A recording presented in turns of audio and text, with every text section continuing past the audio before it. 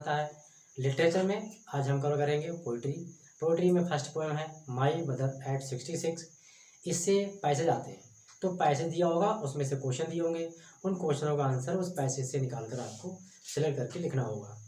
तो आइए देखते हैं कैसे हम पैसेज को मतलब नोट करेंगे और फिर उससे क्वेश्चन कैसे निकालेंगे।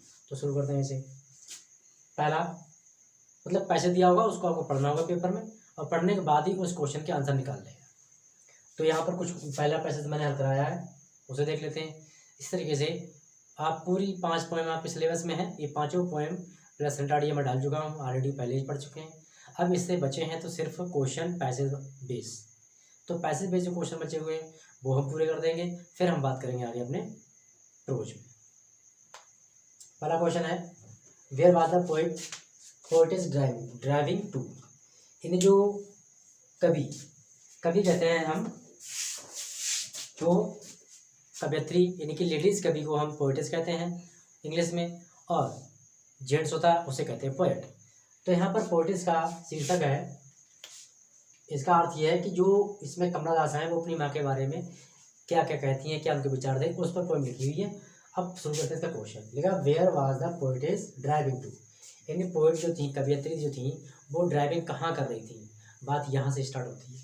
तो कहाँ से कर रही थी स्टार्ट, यानी कि वो ड्राइविंग कहाँ कर रही थी।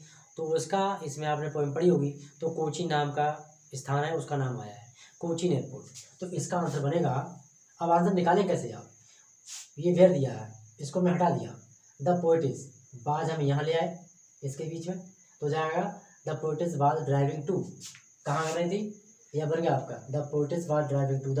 अब यहाँ पे कहाँ कर रही थी, उसका नाम आ गया, क्या आ गया, कोचीन एयरपोर्ट। ये आपका आंसर बन गया। ठीक। Second question, speech use in the line her face एसेन like that of A crops. मतलब इस लाइन में ये पूछा गया है कि इसमें फिगर ऑफ स्पीच कौन सा यूज हुआ है। तो यहाँ पर जो आंसर में हमारा फिगर ऑफ स्पीच है वो यूज हुआ है सिमिली। तो आप सीधा इतना नहीं लिखने की जरूरत है, सीधा लिखोगे, जो आपका फिगर ऑफ स्पीच यूज हुआ होगा उसे आप सीधा लिख देंगे। तो हो जाएगा simile figure of speech used in the line, जो दी हुई है इसमें, हर फेस एसेम लाइक कर्व्स। तो इस तरीके से ये आंसर आपका बन गया। Question number third, what pain did poetess experience.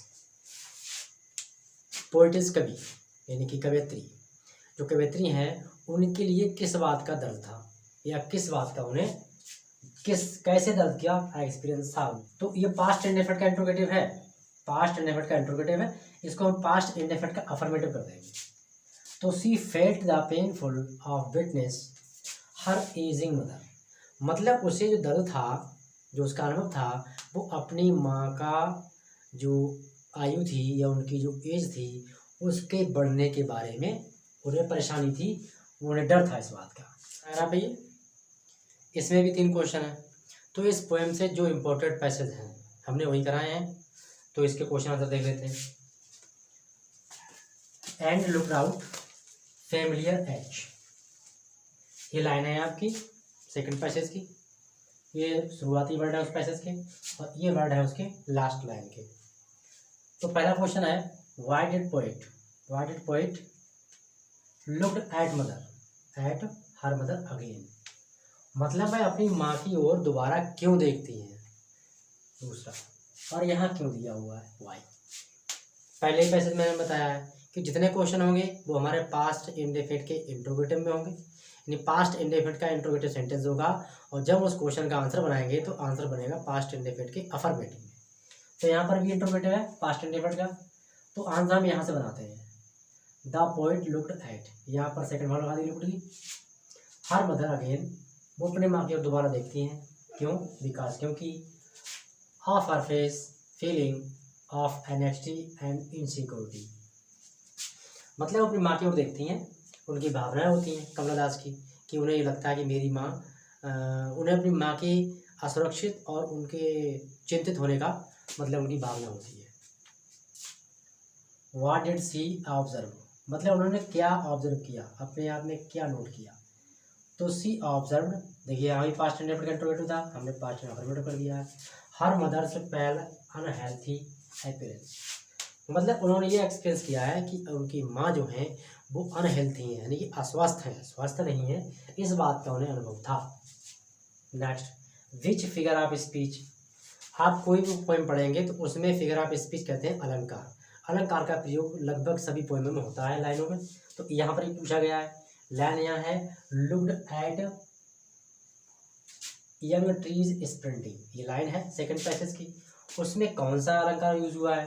तो अलंकार यूज हुआ है इसमें हमारा पर्सोनिफिकेशन, और पर्सोनिफिकेशन होता है मानविका, ये रहा। तो इसके आंसर में से भी लिख सकते हो आप, इसके आंसर में personification figure of speech use in this line. इस प्रकार फर्स्ट पोएम थी कि इसका मतलब जो VSA यानी कि very short answer type question थे वो मैंने करा दिए हैं, और नेक्स्ट वीडियो में आपको नेक्स्ट पोएम मिलेगी, और साथ ही अगले वीडियो से पहले ही मैं आपके लिए जो इंग्लिश का पेपर होगा किस तरीके से आएगा, कैसा पैटर्न होगा, ये भी आपको मैं समझाऊंगा।